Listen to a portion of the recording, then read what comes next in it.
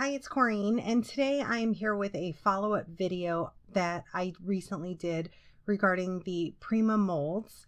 Here is just one of the Prima Moulds.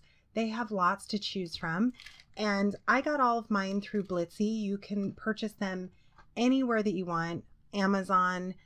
There's tons of places. Just search for Prima Moulds.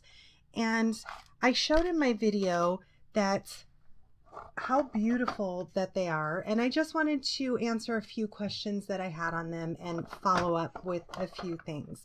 So I like to keep mine in this bucket, and then I can kind of flip through them and see which one that I want to use.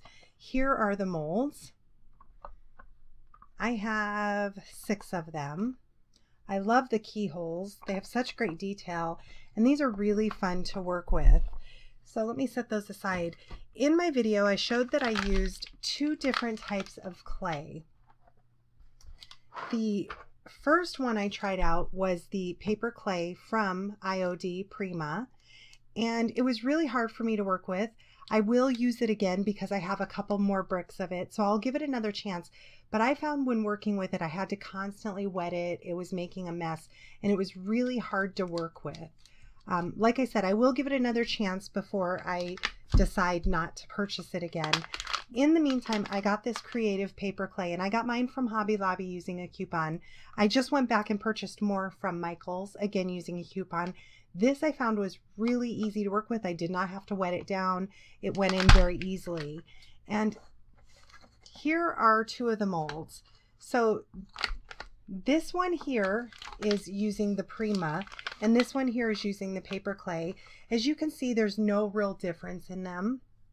I did find, I don't know how well this will pick up on camera, but I did find that I took out the molds after a couple hours. I took them out and let them sit overnight. They bent slightly. So they have this curvature to them. I was not real happy with that. So the second time around, I left them in the molds overnight and they dried completely flat. So definitely leave them in your molds overnight to dry. You can also wrap them around something. So say you are going to use a bottle while the clay is still wet, go ahead and mold it around the bottle that you want and either adhere it down right then and it'll stay like that, or just put a little bit of temporary glue underneath, let it dry overnight, and then it'll form to whatever you're using it on. The other thing that I wanted to talk about is the difference between the 2 clays once they're dry. The creative paper clay that I'm using, these are not, you do not bake them, they just air dry. The creative paper clay is super light. This one, the IOD by Prima, is probably double or triple the weight, maybe triple the weight when it's done. This has a good little weight to it. This is like paper thin. I could easily snap it in half. So if you're looking for something a little bit more durable, you definitely want to try the Prima.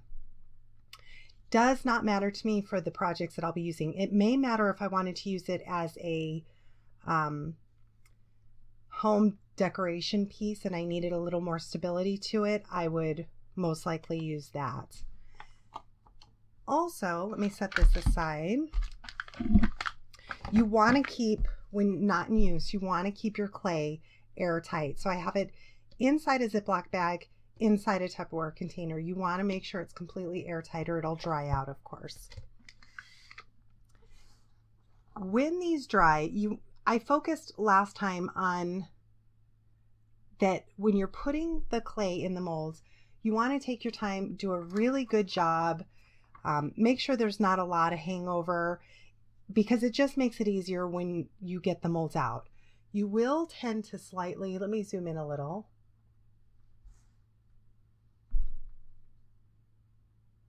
Let's see if I can find, okay, right here.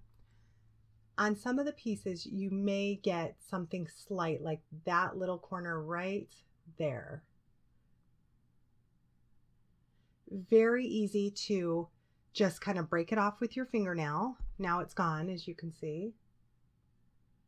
I just pulled it off with my fingernail. If it's a really big piece, you can take a nail file to it and lightly file the edge. You can also, there may be slight Okay, here we go. This piece is a little bit better to show you. There's a piece right there. Again, you can just break it off with your fingernail. It comes right off. And if there's little pieces that are hanging over, like they look like fibers, that would not bother me. I would use that on a project. However, if that bothers you, just take a nail buffer and buff it right off. If it's a little bit more of a stubborn piece, like I said, you can take a nail file and just file the edges. But as you can see, I'm very lightly buffering this, and I got all of those little edges off. And now it's perfectly clean.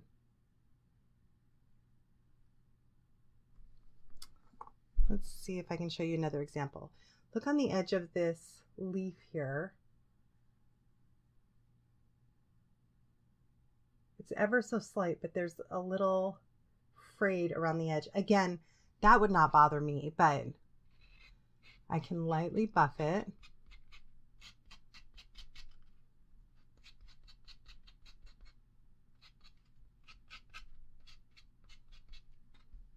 And now it's perfectly clean. So these are really fun to work with. Let me set these aside. And I'll give you one more example here, because this one's, you can see right there, there's just little pieces that are overhanging.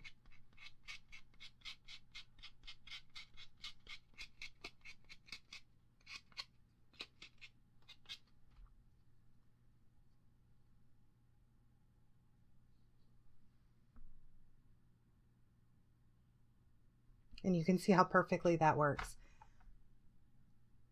And one last example, there's a little piece right here that doesn't belong. I'm just going to break that off with my nail. The other thing I wanted to talk about is what you can do with these. You can spray them, you can ink them. There's pretty much, you can do everything with them. So let me pull out some paint and just show you. This is just some acrylic paint that I got from Walmart. And I'm just using a tiny paintbrush so I can get into all those little crevices. Because with the Prima molds, they have such beautiful detail to them.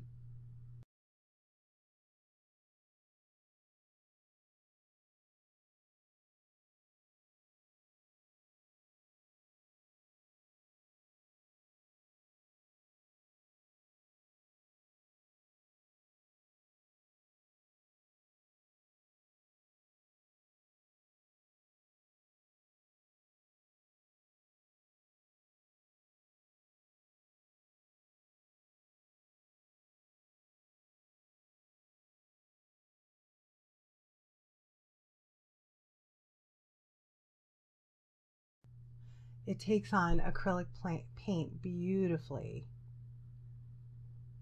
And then you could buff the edges if you wanted to give it a little bit more of a distressed look.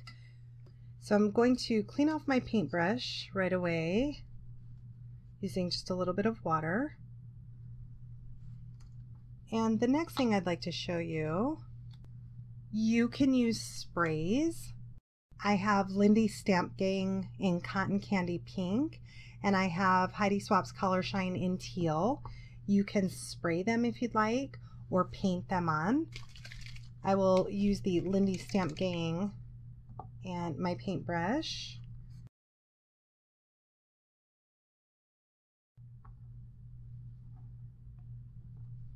And you can just paint them on. This is going to give it, because it's cotton candy, it's a very soft looking color.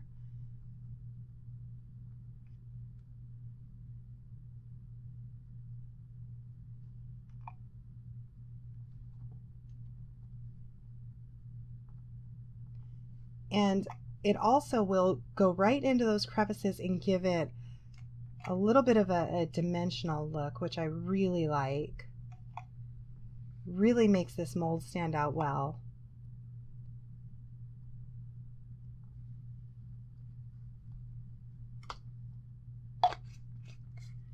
So again, this is with Cotton Candy Pink. I did a really quick job, but look how pretty that is. So you can match to any project that you're using. Here is the teal color spray.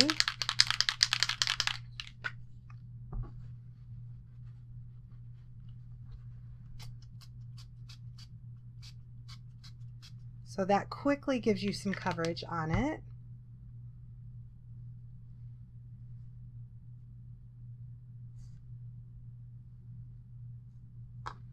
Also, I'd like to show you that you can use, I have a leaf here. Let me grab a distress marker. This is peeled paint distress marker. I'm just going to rub it on my craft mat here. Grab my paintbrush with a little bit of water and pick up that ink and paint it with a distress marker.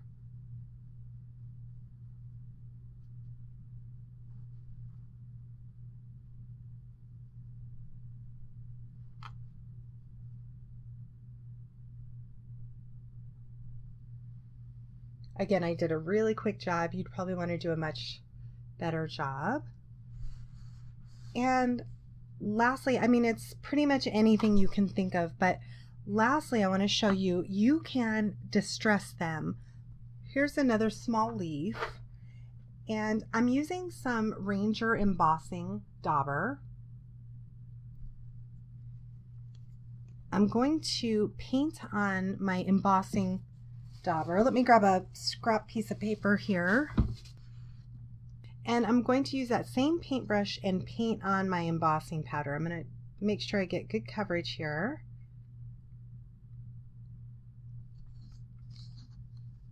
I got this embossing liquid from Michael's quite a while ago. So I'm just giving myself some good coverage here. Clean off my paintbrush.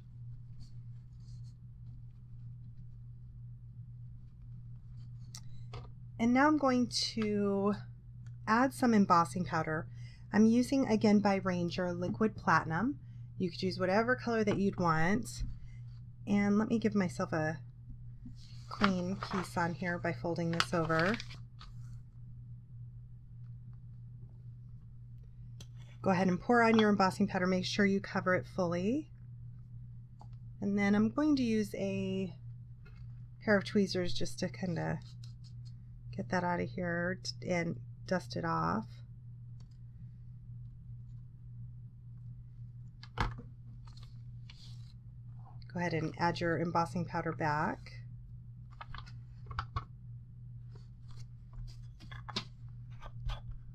And now just go ahead and heat set your leaf.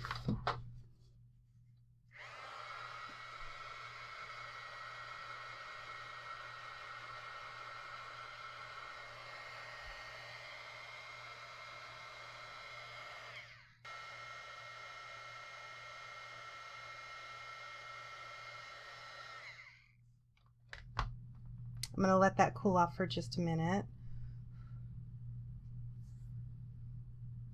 And you can see just how beautiful that is.